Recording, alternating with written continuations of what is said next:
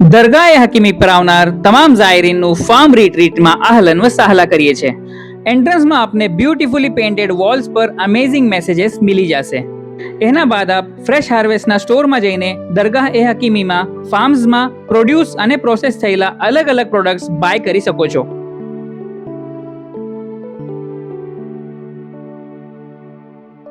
And then comes the most exciting part of visiting farm retreat, bullock cart ride. Bullock cart ride ની મજા લેતા હુઆ આપ ફાર્મમાં લાગેલા અલગ અલગ ક્રોપ્સ બી દેખી શકો છો. હવે તમે બુરહાનપુર આવો તો ફાર્મ રિટ્રીટનું fresh organic sugar cane juice પીવું મત ભૂલજો.